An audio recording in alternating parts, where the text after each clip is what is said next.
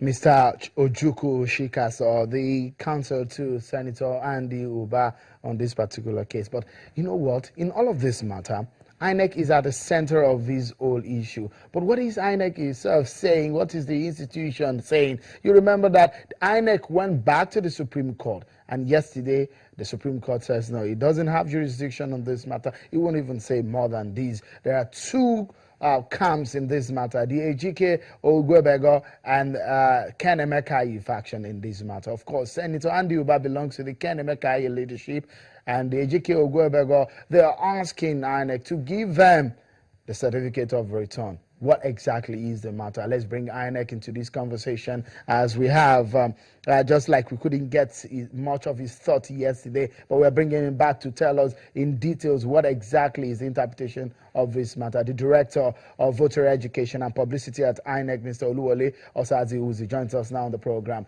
Thank you so much for being part of the show. But tell me, there are clearly two parties in this matter, Ejike Ugwebego and Ken Emekayi, but who are the rightful occupants of this federal legislative seat in Anambra State? Well, thank you very much for having me. Sometimes when you reduce the question to issue of who are the rightful occupants of the seat, then we lose sight of what the matter before the Supreme Court actually is and what the Supreme Court actually determined. But for now, we do not have a copy of the judgment, or the ruling rather, of the Supreme Court on this matter that transpired yesterday.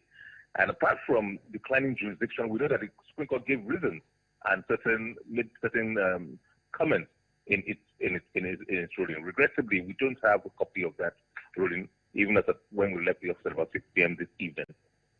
Both parties have made claims and made certain allegations, made certain assertions, and made certain conclusions. But to comment on those conclusions, one has to read exactly what the Supreme Court said. And regrettably, none of the counsel, including us, has been able to lay hands on a copy of that Supreme Court ruling. I know, Mr. Osazu, because we need to get clarity for our viewers, and that's why we need to streamline the line of the conversation so that the people can really get the meat of it. And that was why I was asking, who exactly are the occupants of this seat? Because that's what is at stake here. But do tell me, INEC went to the Supreme Court for clarity. Has INEC gotten that kind of clarity it desired? Well, we believe that we have, because in deciding whether it had jurisdiction to entertain the motion for clarification, certain comments and certain things were said. But I cannot comment on what was said because I was not in court. The members of the commission were not in court, but they were represented. And counsel have told us what they heard in court, but advised us that we should wait to see the ruling first. And the issue of whether who is the occupant, there is no list of candidates before the Supreme Court. So let's be clear on that. Although you have reduced it to say who is the rightful occupant of those positions, that was not an issue either before the High Court, the Court of Appeal, or the Supreme Court. I think pronouncements were made on that. All right. We hope that we'll be able to get. How soon can we get more details on this particular matter? You said you're waiting for the judgment, but it doesn't look like the issue of withdrawing certificate of return, because that's the expectation of some people, that there will be a withdrawal of the certificate of return to give to the Ejike Ogwebego, who won clearly at the Supreme Court. Yes, the one as to who is the rightful chairman of the party in PDP in Anambra State, presently, or at the time of the ruling of judgment. As soon as we get that ruling, I think within the next 24 to 48 hours, the commission will meet. The commission held a meeting today where none of the believe that we will have a copy of the ruling and probably will have taken a decision on it.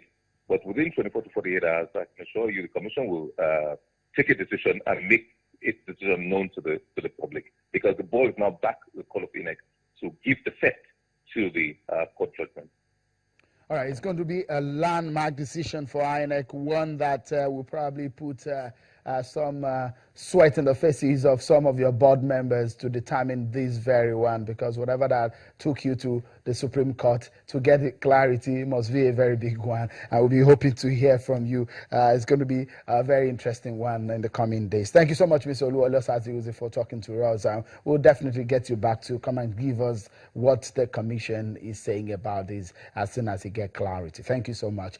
But let's get some more perspectives into this matter. We've heard from the Senator Andy Uba's side, that is the Kenemekai faction. What about the Ejike Ogwebego? What are they saying? What do they want? Let's go to Abuja studio where it's a lawyer, a legal practitioner, Mr. Ozzy Oko joins us from Abuja studio. Thank you so much for being part of the program. But it's so clear now, just like you heard the INEC man said there, that no list before the court is not even part of the prayers at the Supreme Court. So why would your client want to get a certificate of return? Because clearly that particular issue was not on the table.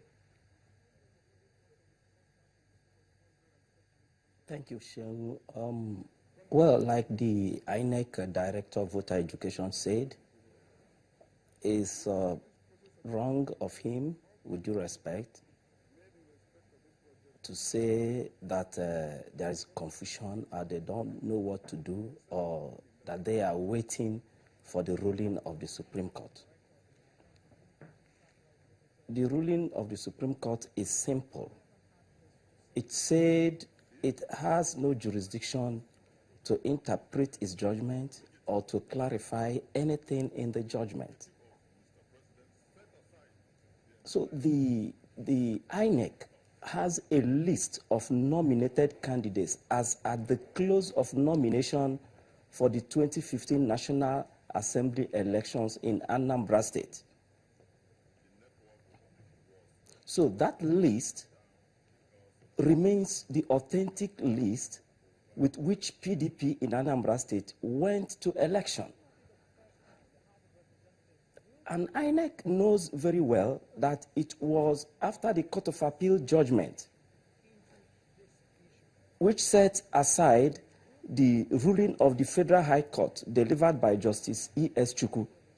that they put the list of Senator Andy Uba and the other senators in that group on the list. In the midst of protest, in the midst of all anomalies, without any consequential order, without any specific instruction from any court saying remove the names of candidates that are nominated. They relied on the Court of Appeal judgment and put the names of Senator Andy Uba, Stelodua, and the other members of the National Assembly on that list. It is exactly what the Supreme Court has done, setting aside that judgment which brought their name to the INEC list of candidates. So now that that judgment has been set aside, the only thing remaining, the only thing standing is the judgment of E.S. Chukwu and the orders of the Federal High Court delivered, given by Honorable Justice Ngajwa. So by those two court orders, the valid candidates are the candidates whose names were on the ballot as at the close of nomination. And that's the name, that is Chief Chris Oba, Annie Okonkwo, John Emeka, and the rest of them. Okay. So, Mr. Oko, let me also say, Mr. Oko, we'll take a moment, and when we return, I will be asking you some questions which are at the heart of this matter. Is it not asking for too much for your client when they say they needed the certificate of return from INEC? You get some more clarity when we return. Stay with us.